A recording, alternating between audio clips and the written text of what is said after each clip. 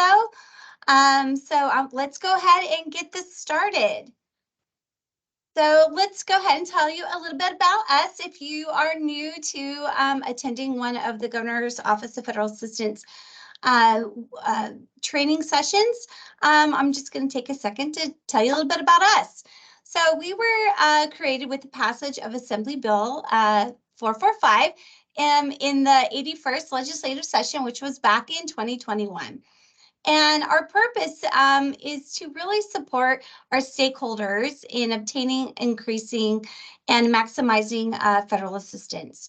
And our stakeholders are our state agencies, our local agencies, our nonprofits, and tribal governments. So welcome to everyone who's here, and also new guests as well.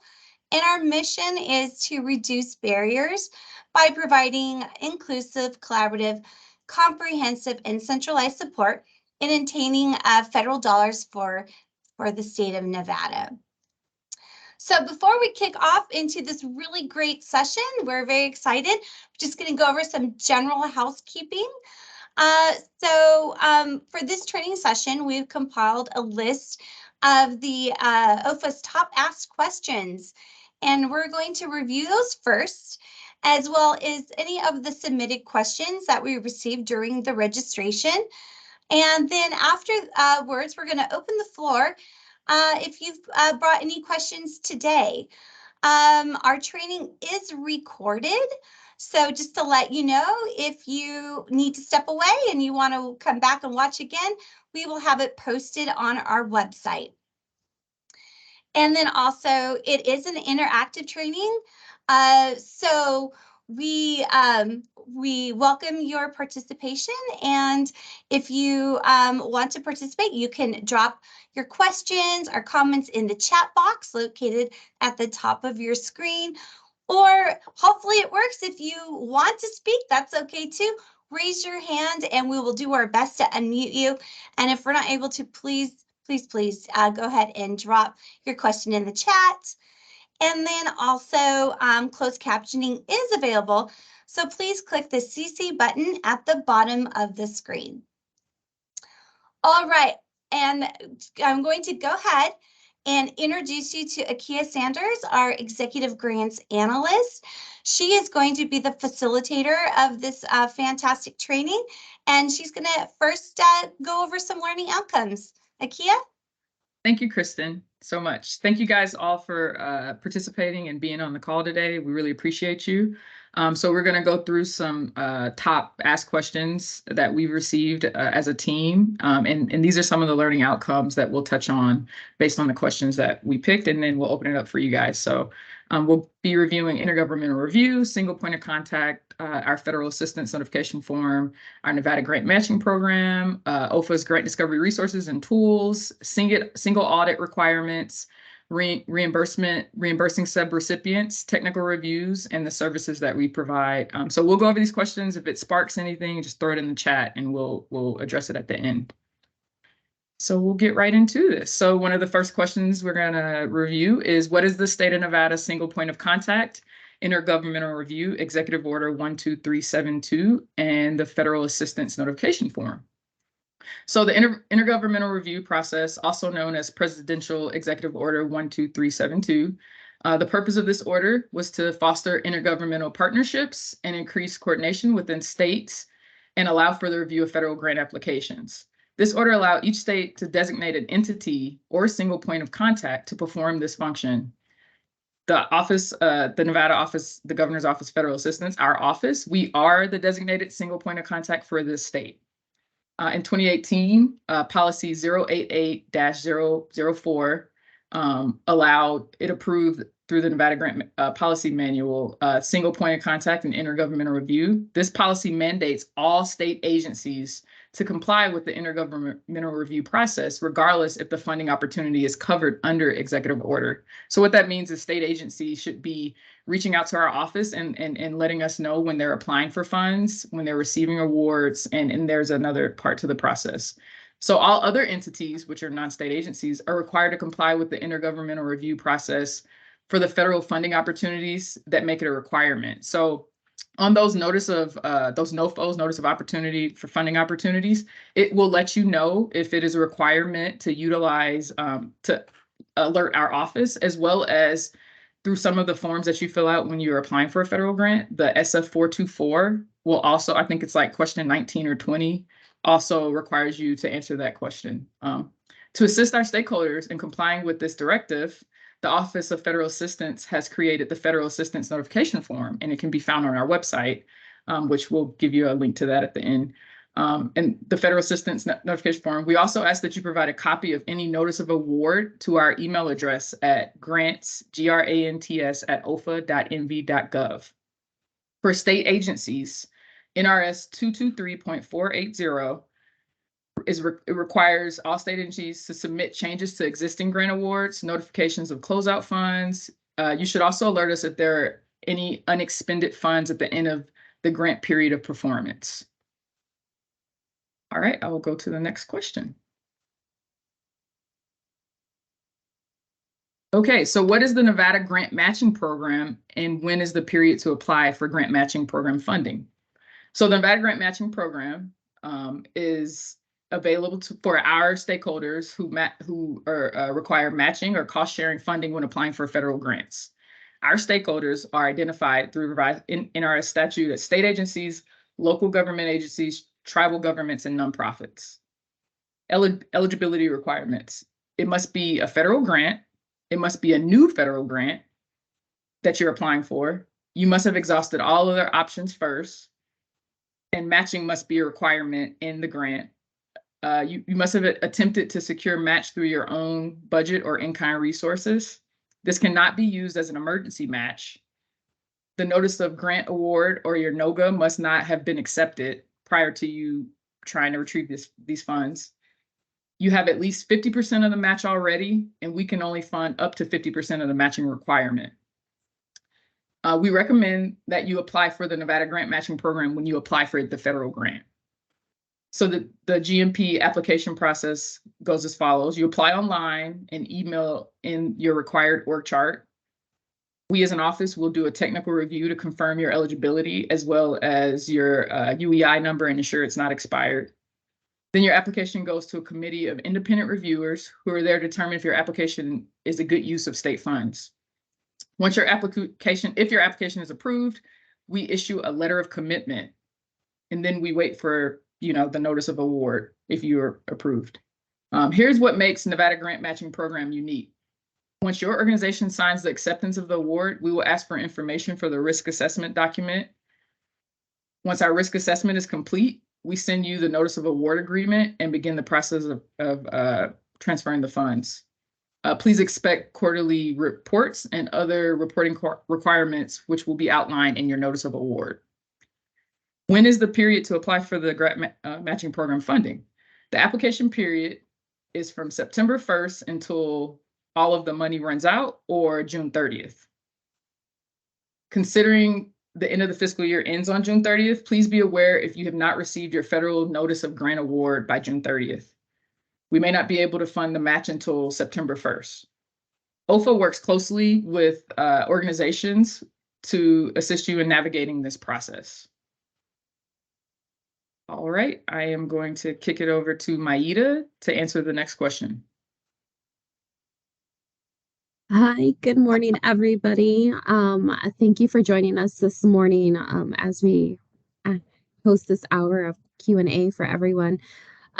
So what discovery tools and resources does the OFA provide? So we have some really cool things that we do provide to our stakeholders that we're excited to share with you. If you're not familiar with them already, or if you have any questions, always feel free to reach out to us afterwards, or just pop questions into the chat as they come up.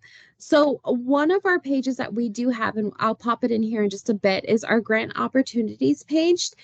This is actually managed by our staff here. Shout out to Shayna for pulling all of that together. And it's powered by our Notice of Funding Opportunity form.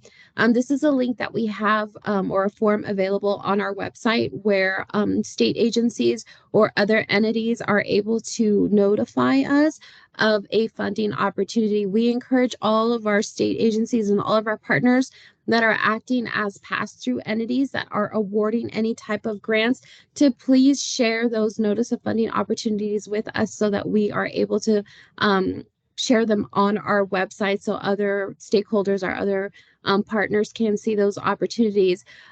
These opportunities that are on this grant opportunities page um, are not only those state funded opportunities, but there's also a combination of federal funding opportunities and some foundational grants that we find that are very helpful. We take the time to go through those grant opportunities, curate them so that they're specific to Nevada and to Nevada needs. So please take a look at our page. I'll pop that link here in just a bit and look through it. It is powered through a tool that allows you to sort by need and opportunity.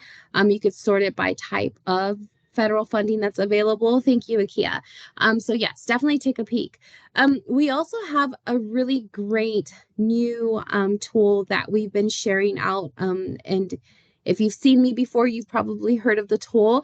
We partnered with a nonprofit called U.S. Digital Response. They're a group of just amazing people. It's a nonprofit agency that helps government really bring opportunities into our communities. The tool that we have rolled out statewide, we call it the USDR Nevada Federal Grant Identification Tool, is a web-based tool. It helps us really tailor our federal funding opportunity research here in the state. So it is federal funding specific.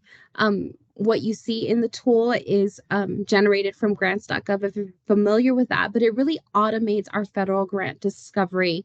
What it does is that it allows you to save and curate your federal grant searches within the tool so that you're able to navigate and not have to resave your criteria every time you log into the tool. It's really, really great. It allows you to really track, share, and identify potential partnerships and collaborations within the tool, kind of see the landscape of who's looking at what in regards to federal grants. And yes, so we meet monthly to answer questions. We have some really great consortiums or work groups that are coming out of that tool and that group that is meeting, as well as our users. So we're very excited. We're first in the nation to really scale the tool out and connect partners across all the different sectors, all across our different stakeholder groups. So it's a fantastic tool. If you want to request access for that tool, we do ask you to submit a request for access form. You can find that here on that first link, Grant Discovery. Send in your information. I will onboard you, send you some information, add you to our calendar invites monthly, invite you to our consortium if you would like to join us with that. But yes, I'm the administrator of the tool. If you have any questions, please feel free to reach out directly to me. Again, my name is Maita. So thank you. Thank you, Maita. Of course. We'll roll over to the next slide, and I'm going to kick it off to Sandy. Good morning, everybody. Nice to have everybody here today, and we're happy to answer questions. My name's Sandy Wallace. So yes, we do offer, does OFA offer reviews of grant applications? If so, how long does that review process take? And yes, we do offer reviews of grant applications. We have a staff of 7 people here, so we're a mighty small office that can. And we have people who are experienced with grant writing and grant management. For example, I have over 30 years of experience working in Nevada and California for nonprofits, colleges, universities, state government, and tribes. Depending on the workload for our team at the time, it usually takes 5 to 10 business days on average to review a grant. If you are interested in having us do that, please reach out to our team at grants@ofa.nv.gov, and we can just send us an email and we'll set up a call with you to discuss the type of assistance or review that you prefer. Some of the agencies that we've worked with in the last couple of months include the Nevada Governor's Office of Energy, Nevada Housing Division, the Nevada Department of Education.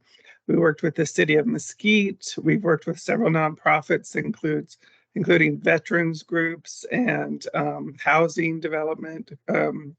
So we have a lot of experience. We've worked with a lot of stakeholders over the years that we've been in existence. So please do reach out to us if you would like our comments. We will review the grant and give you our recommendations, our suggestions. We'll let you know how we feel about your the case that you're making and whether you're answering all the questions that the grant requires, and in containing that you've included all the components of the grant application.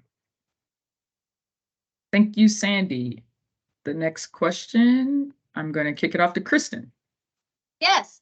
Great question. Okay, SAM.gov. Oof, everyone loves this one. So the question is, does OFA offer assistance with the SAM.gov renewal process? So unfortunately, OFA, we will not be able to complete your organization's UEI registration, but we do understand the challenges that come with the renewing of the UEI. So, but we do offer some, I think, hopefully you find it, some pretty good advice. So we strongly recommend that you really utilize those expanded resources on SAM.gov to help you understand the process and all the requirements that are needed. And, you know, again, strongly encourage you to watch. They have videos provided to give you a really great walkthrough. And again, review all of those instructions provided you before you jump on in. Also, if you do get stuck in your UEI renewal process, please utilize the Federal Service Desk option. You're able to submit like your request for assistance. And when you do that, you will be assigned a number. Everything is done ticket-based and a number-based. So if there ever is the need for us as OFA to help in the process, if we need to maybe do some additional reach outs to our congressional delegation, you know, maybe escalate the need for help, having that Federal Service Desk number is vital, and it's so very important. Aki is shaking her head yes, so she understands. And then also, if your issue is not finished or resolved, please do not let your service desk ticket, Federal Service Desk ticket close. So I think you have 3 days to respond, and if it's still not done, don't let it close. I think some of the other information advice that we've seen from others is that if you can have it all on one ticket, it's better for the process versus having multiple service desk tickets. And also, here's some additional helpful tips for you to take away with today. On the SAM.gov homepage, there is a status update provided at the top of their webpage, which provides information regarding the process time for UEI renewal. So they do update that frequently, so you can kind of see, you know, how long it's taking for normal renewals or things that might require additional documentation. Additionally, make sure that your organization has their entity administrator assigned prior to the renewal process, because you will need an assigned entity administrator to complete this renewal process. And if you need to update your entity administrator, strongly recommend you get that done before you start your UEI renewal, because it does take a bit of time to go through that process. So that process would have to be completed first, and then you will be able to begin your UEI renewal. Also, a little tip for you, SAM.gov does allow for you to have more than one entity administrator, and they actually recommend you have a backup. So if someone has left your organization, or if they're unavailable, you have that backup person to be able to step in just in case, and they do recommend that. And also, don't wait till the last minute to renew your UEI. So your entity administrator should receive a notification 30 days prior to the expiration of your UEI. So as soon as you get that, you should be right on it and begin that process. But prior to that, my advice, and I think all of our advice is, to go ahead and take some time now to look at all the things that are required. Start pulling together those documents that are pretty specific and maybe specific to what you need to do to validate your entity. There's lots of validation going on. They want to make sure those federal funds are being spent to where they are supposed to be spent. So that's why there is that additional process. And again, one more time, if you, begin reviewing that information now and take some time, watch some videos. It's lots of interesting and informative information. Perfect. Thanks. Thank you so Yeah. much, Kristen. Thank you. Our next question goes back to Sandy, and I love this question. So take it away, Sandy. Thank you. So, one of the questions that people often have is what should I look for to determine whether my organization is appropriate for a grant opportunity? So as you're looking at the grant opportunities on our grant identification tool from USDR or on our notice of funding opportunity online, or if you find an opportunity on grants.gov, what are the things that you want to ask yourself? So the first thing I wanted to let you know is on our website, under our grant resources tab at the top of our home web page, there is, if you click on that grant resources tab, we have a form called the Grant Fit Check, and that will help you actually score by answering a bunch of questions and finding those in the notice of funding opportunity for a federal grant. You can actually give yourself a score and kind of self-evaluate whether it's a good opportunity for you. So some of the questions that form and that you want to ask, or that the form asks, of course, is the first one is, when is the deadline? So you want to, my recommendation is that you want to start applying for a grant at least 30 days before it's due for a federal grant. Give yourself that time. It's really hard to try to put together a federal grant application in less than 30 days. And then you want to assess whether or not you can meet that deadline. You want to answer those questions. Do you have the staff to plan the project, to write the grant, and to gather and submit all the components of the application, like the attachments, and fill out the forms? You want to determine who's going to do that. You want to ask yourself, is our organization eligible? Does our project that we have in mind, or our program that we're seeking funding for, fit the stated purpose of the grant opportunity? As you get more experienced reading the notices of funding opportunities that for federal grants, you'll see that they try to organize these things in the same way, so that I always laugh that there's no shortcut to reading. But you can also master the fine art of skimming once you know what to look for. So as you get more savvy in the grant writing world, you'll see that these applications are kind of organized in the same way. The other question you want to ask is a match required? How many grants will be awarded? How competitive is the opportunity? For example, if they're only going to award 5 grants nationwide or 20 grants nationwide, that's pretty competitive. So you want to think to yourself, is our proposal or the project or program we want to fund, is that going to be exciting to the reviewers and really meet the requirements of the grant opportunity?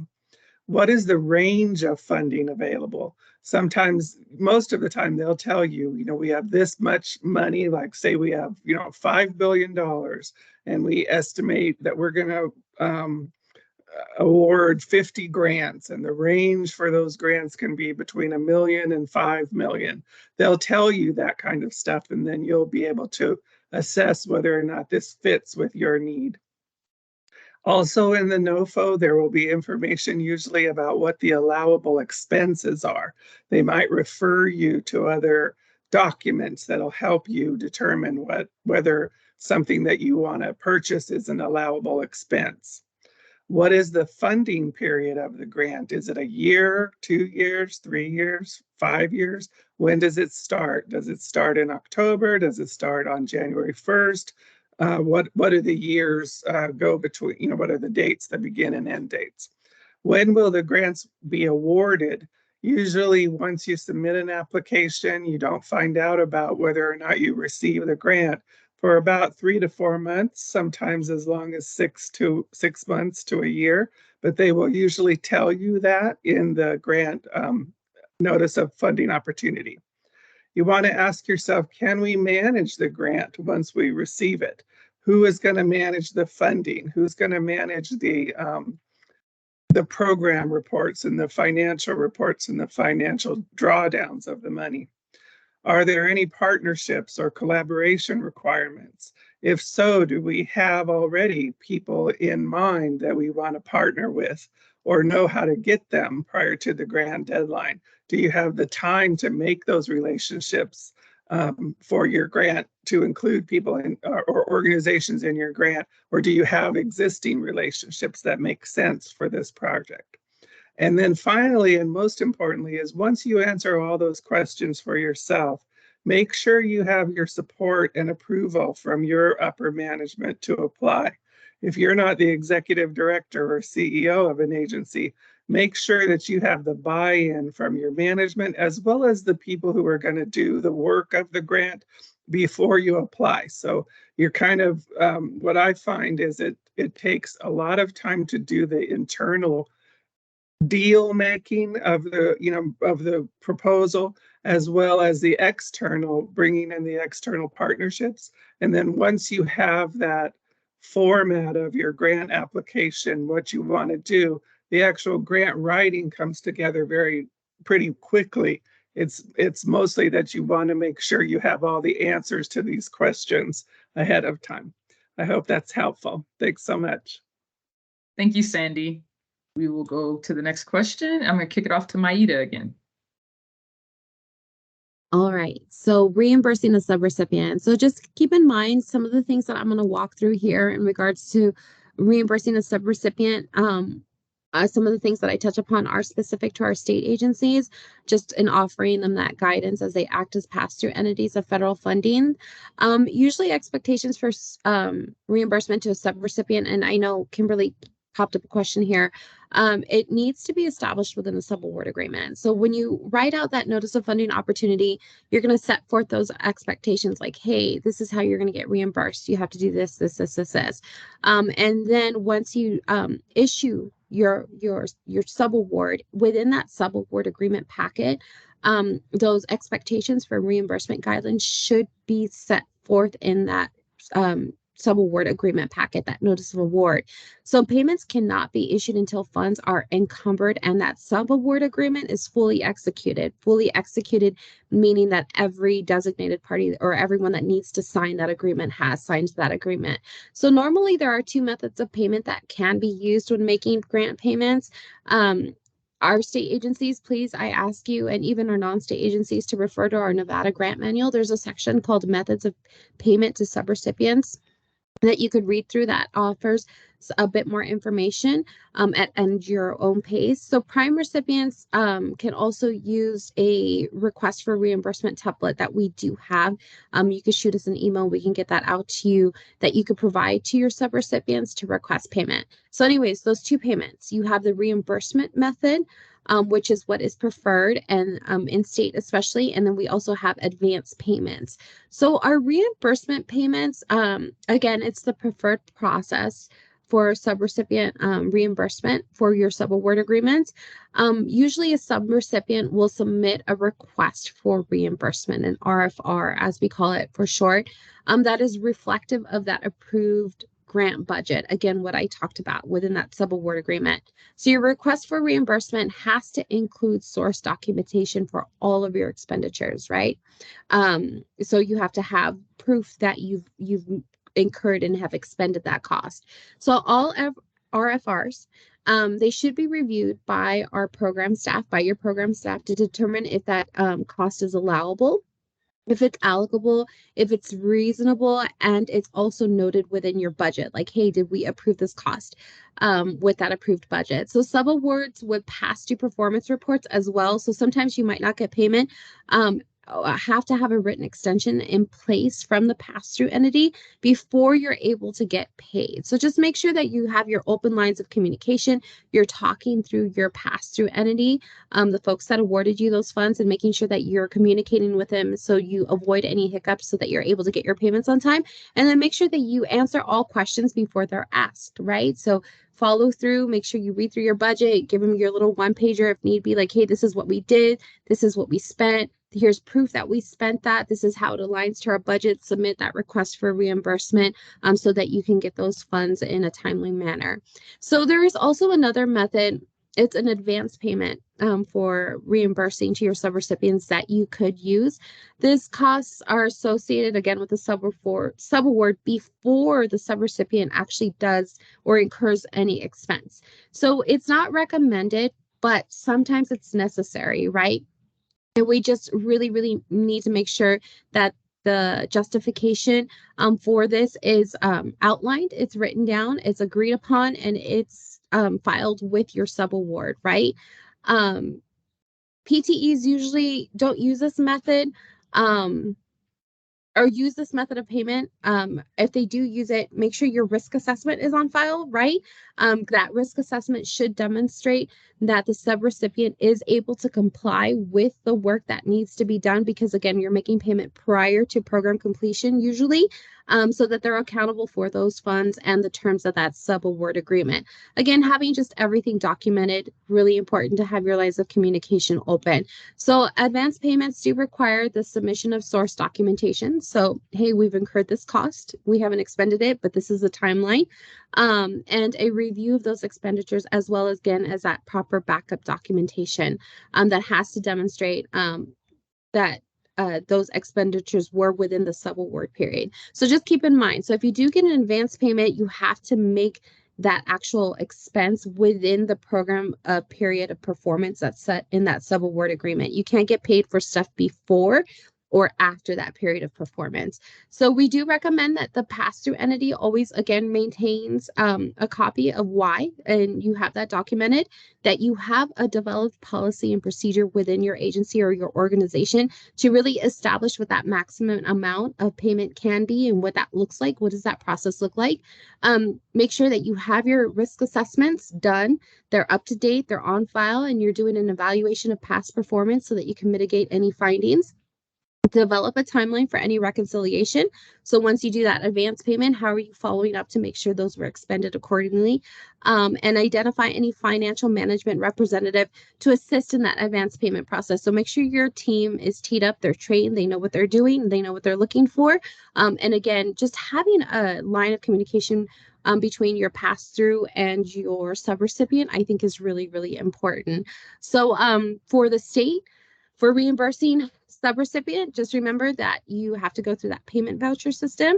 It needs to be completed and processed through the State Advantage financial system. This is state specific again. Guidance for proper coding, so understanding how to code all that jazz for your payment vouchers. It can be a little intimidating. I always think of it as like a routing number on the bottom of your check. You know, that's basically what we have here, and every little section means something different, right? You can find all of that information and how to do that through the Nevada State Controller's Office. They have some trainings available. They have their accounting policies and procedures posted online, their manuals posted online, and I'll go ahead and pop that link in here for you guys. But yeah, that's pretty much what I have for you. Thank you, Maida. Of course. And I'll get to Kimberly's question at the end. So just okay, yeah. All questions in the chat, we'll answer them at the end before we open it up. Thank you, guys. All right, the next question we're going to kick back off to Kristen. Yes, hello. Okay. Oh boy, single audits. Woohoo! Good topic. Good question. Okay, so the question that we received are, what are single audit requirements and how do you prepare for them? So, but first, let's just, talk about, before I dive into that, what is a single audit? So a single audit is conducted by an independent external auditor of a non-federal entity's financial statements and compliance with federal program requirements for programs identified in the as major for the audit. So what is the purpose of a single audit? It's a tool to determine whether your organization's financial statements are presented fairly, and whether they're presented in accordance with GAAP and other comprehensive basis of accounting. It also assesses whether management is in compliance with program regulations and the terms and conditions of the federal awards for programs identified as major programs for the audit. It is conducted annually by the independent auditor, and it includes an opinion on whether your organization has or has not complied with the requirements of the federal awards. The single audit, it helps ensure that the funds from the federal awards were used for their intended purposes. And the single audit, it reduces the burden of your organization as a grantee, as it allows for the single audit to cover audit requirements for multiple grants. It is also the primary tool for awarding officials to obtain information about the internal control structure and financial operations of your organization. So what does the single audit assess? The single audit encompasses two key areas, your financial statements and compliance. So the financial statements, it's a snapshot of your organization's financial operations. So the single audit includes the auditor's opinion on whether the financial statements are presented fairly and in accordance with the generally accepted accounting services. Thank you, Maida, for GAAP. And other comprehensive basis of accounting, and also for compliance. It provides a snapshot of your organization's programmatic operations. It's not intended to identify every instance of non-compliance or measure the extent of non-compliance. Instead, it's designed to allow auditors to decide or give their opinion on whether your organization has materially complied with the terms and conditions of the award, the underlying statutes and regulations, and the administrative requirements and the federal cost principles outlined in the Office of Management and Budget's, OMB's, Uniform Administrative Requirements, Cost Principles, and Audit Requirements for federal awards. Whew, that's a mouthful. Okay, so which organizations must undergo a single audit? The Single Audit Act requires non-federal entities, including tribes, that expend $750,000 or more in federal financial assistance in a fiscal year to undergo a single audit. So the Single Audit Act also requires such entities to submit their single audit report package to the Federal Audit Clearinghouse within 30 days of the audit report date or 9 months from the entity's fiscal year end. So what's the responsibilities of your auditor? So they need to, the contract with your auditor needs to be specific with respect to the auditor's responsibility to express opinions on the financial statements and federal program compliance in accordance and applicable standards and uniform guidance. But what is the auditee's responsibility? So you need to maintain a system of internal controls, providing accurate information for account balances, and complying with federal program requirements, the timely preparation and delivery of auditable financial statements, and providing the auditors with documentation supporting account balances, compliance terms and conditions, and timely responses to documentation requests and questions. So how do you prepare for this? So you need to take time to prepare for your single audit. So there are some things that you can be doing prior to your audit.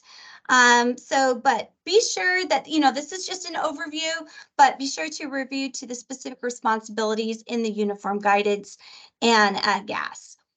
So first, you're going to gather and summarize all of your federal grant information. 2, you're going to prepare your financial statements and your notes. The third thing you're going to do is prepare a detailed draft of the schedule of expenditures of federal awards. That's your SEFA, SEFA. You might have heard of that. Next, you're going to ensure that your policies are up to date and also comply with the federal award. So again, I'm going to say that again. Ensure your policies are up to date and comply with the federal awards. Next, when you are undergoing your audit, you need to be able to provide your auditor with access to information. If you've ever gone through an audit before, they will ask for information. They may want to see your internal control policy. They may want to see a particular invoice. They may want to see a particular cash check. So you just need to be able to be responsive to them so they can complete their audit. And then also you need to take some time and review your prior single audit findings, if you had any, to be able to look at those and address them. And then last is the prepare the schedule of prior audit findings. So it's the document that reports the status of the previous audit findings. And then last, review and update those internal controls. Take some time, make sure, again, you're in compliance with the federal requirements and that your internal controls meet with that. So, all right, I know that was a lot of information, but we'll be sending out our links and information. I found a really great tool on the Office of Inspector General that really has a really wonderful walkthrough of what the single audit is. And I found it quite valuable. So we'll be sure we send that out with the information for you guys. Thank you so much, Kristen. I know that was a mouthful, but a lot of great information. All right, so our last question that we'll review and then we'll open it up. We're going to kick it over to Maida. So, how do you complete a technical review for a subrecipient? So this is a question that was asked to us, and I just want to make note on the term that was used here, technical review. Technical review can sometimes be used to, when we're reviewing procurement contracts, like the technical, like what is the capacity of the vendor, the contractor, to actually do the review or to actually do the work. So when I'm answering this, when I'm talking about a subrecipient, because there's a difference between a subrecipient and a contractor or through a contract, we're looking more kind of at that competitive review process when you do a competitive procurement for your pass-through dollars, your federal grant dollars. So when you're reviewing a proposal, you've gone through the process, right? You've out to RFP in a sense, and you've received these proposals that have been submitted in response to your notice of funding opportunity for a subaward. The pass-through entity, the awarding agency, is really assessing that proposal and that contractor's ability or potential subrecipient to perform based on criteria that, again, was established within the NOFO. You'll find that subawarding is really a lot more prep work up front, 90% planning and then 10% execution. So a lot of the stuff needs to really be spelt out in that notice of funding opportunity. So the entirety of the proposal is considered when you are doing a review of those proposals, including cost, and you should score it. You should have a developed rubric saying, hey, we're going to be looking at this is the weight, and this is how we're going to rank, and then this may or may not impact the funding that is then awarded at the end of that. A technical review typically again focuses on parts of a proposal that do not always just focus on cost, right? That's what makes it different. But instead on the ability and the understanding of that applicant and their ability to provide services to achieve the proposed goals, like the work that needs to be done. So a review is conducted normally by a review committee. You want folks that know what they're talking about. Proposals should be scored based on alignment to, again, that notice of funding opportunity, as well as with consideration given to the level of risk. So you have to incorporate that risk assessment piece of it that an applicant might pose based on past performance. Or even the size of the grant. Proposals should then be ranked to determine that funding. So it is a thoughtful process. Again, you lay it out at the front end, in your notice of funding opportunity. Make sure you walk it back to your federal grant award because there might be some conditions that need to be met there. And then again, make sure that you incorporate that risk assessment piece of it for your review. So yes, and you can find a training session. Oh, that was a different thing, but there you go. That's what I have. Thank you so much, Maida. We really appreciate it. So Of we've course. gone through the questions that we had that we compiled. We'll now open it up to questions. First, we'll start with the two that were dropped in the chat. And I'm going to kick it over to Anna and allow her to go through those. And then we'll open it up to any other questions. You can drop them, or as Kristen said, let us know if you want to be unmuted and we can send you a request. Sure thing. Thank you so much. So from what I got from the chat, it looks like question number 1 says, for subgranting federal funds through a local municipality, do you offer that review of grant applications for both the subgrantor and the subgrantees? Does anybody have an answer to that in my team? Maida, look like you want to answer. Yeah. Kristen. I was waiting. So I saw this question pop up. This question popped up when Sandy was providing information as to us being able to review grant applications. Sandy was talking about federal grant applications directly to the feds for those competitive grants, right? Here, and I'm going to ask Anna to maybe unmute herself, maybe to expand on this. For subgranting federal funds, are you asking about kind of what I just talked about, that competitive review process where they submit a proposal and you're doing the review? Or are you talking about, because you ask about me, do you offer that review of grant applications for both the subgrantors, so the application that you have submitted for funding, and the subgrantees, so what they've submitted then to you for those pass-through dollars? Please help me, Anna. Yeah, Anna. absolutely. Thank you. Yeah, it is Anna. Thank you. So the City of Carson City, I'm with the Arts and Culture Program, and we're looking at potentially becoming a subgranting entity.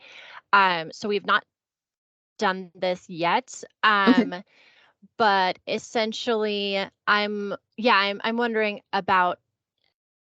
Sandy made it pretty clear that that review is available for my application before sending it to the federal government. Right. But I'm wondering if those subgrantees who are applying to me, to the city, if you can also offer any review or help with that step. Got it. I think so, yes. So if the local nonprofit is looking to apply for pass-through dollars, please have them reach out to us directly, again, at that grants@ofa.mv.gov, and we can go ahead and provide them technical assistance as they apply for any type of grant funding, of course, and that could be pass-through funding directly to you. But yes, we can go ahead and help them. We also would be able to Anna, I think as well, if you need any support in the subgranting process, we did develop a manual and a subgranting training that we just held last month. And then we'll be sending out that manual here by December 1st, where it'll kind of walk you through that process, and it'll provide you a template for the notice of funding opportunity, a template for like, hey, what does an RFR request for reimbursement look like, yada, yada, yada. So if you would like that information, go ahead and flag us as well, and we can make sure that you're on our mailing list to get that to you. Perfect. Thank you so much. Of course. Thank you, Anna, for asking that question. Thank you, Maida, for answering it. Just going through more of the chat questions, anything related to receiving the recording of this webinar or the slides that we have, we'll be sending the slides out after this meeting. And then the webinar recording will be posted onto our website, which I'll drop in the chat right now, under the training and development page once we edit it and get it all up to speed and everything. So that'll be found on our website.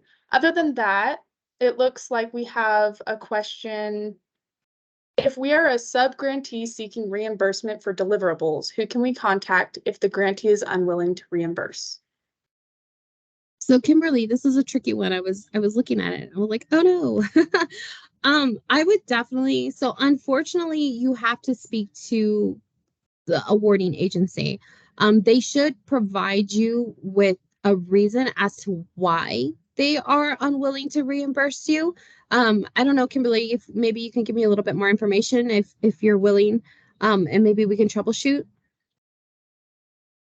Yeah, sure. It's a very long, complicated story, but I think that what you described before about the subaward agreement, I think we should start there. I'm new to this role and inherited this relationship in this grant, so just trying to clean it up. But Yeah, the budget was approved, we spent the money, and now they're saying, no, these things aren't allowed. And they approved the budget, and so now we're stuck with, how do we recoup our money? Got it. Got it. Yes, definitely take a look at your notice of award, that sub-award agreement, and make sure you just really, sometimes you just got to spell it out for them, man. Write down and be like, hey, this is exactly this objective. This is for this deliverable. This is what this cost is. And then just make sure you have that backup documentation. The only way that they would be able to tell you that, hey, we can't, this isn't an allowable cost in a sense would be that they made an amendment to that sub-award agreement. So just make sure that you have the most current copy of that. It's unfortunate when we do inherit other grant awards, you're coming in, towards the end of the game and you're trying to clean things up. So yes, definitely encourage you to read through that, do a deep dive and do that walkthrough, that crosswalk between the costs and what's in there. If you have any questions, please feel free to reach out. We can go ahead and brainstorm and troubleshoot if you keep running into problems, and maybe even act as like a what's the word? Like a mediator if needed. Oh, that'd be awesome. Thank you. Of course. Thank you, guys. Richard just asked, according to William Jessup University, they are approved to oversee grant application funds. Is this acceptable to oversee our grant funding and handle audit?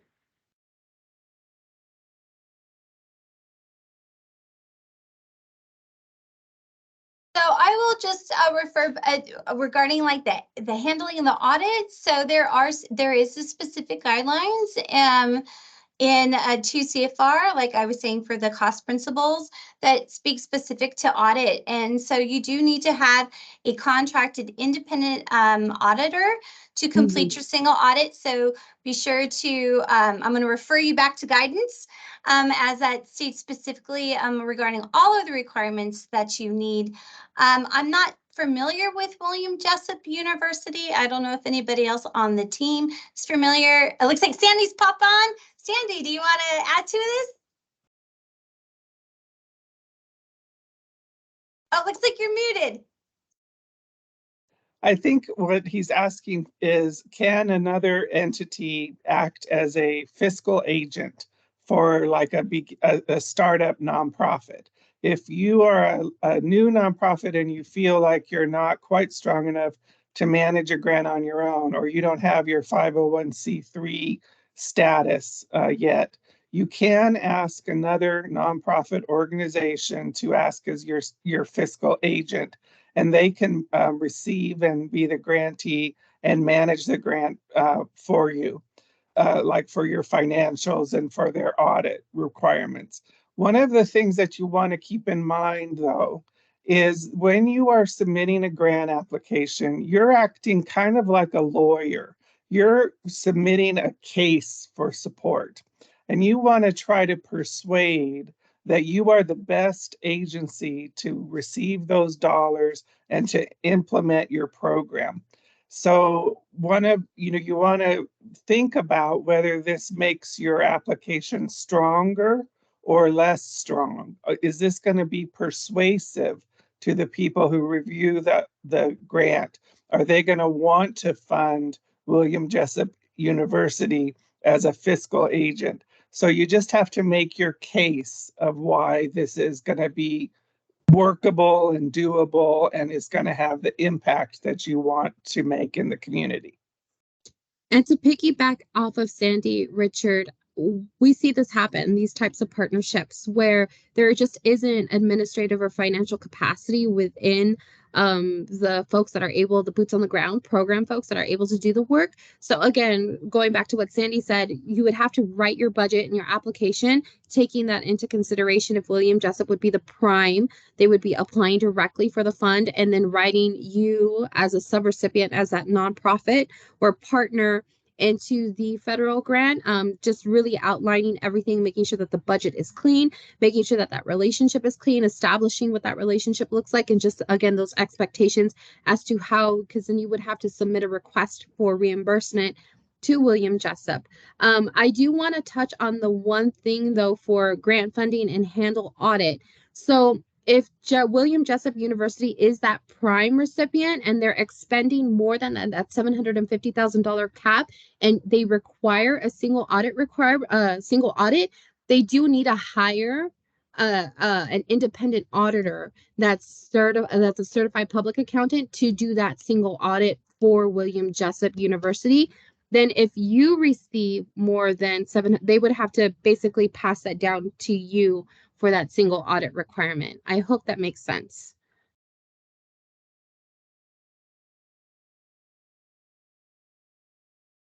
Okay, and for the last 5 minutes, maybe if we want to just utilize the hand raising feature on your teams, feel free to raise hands and ask questions as you may have them.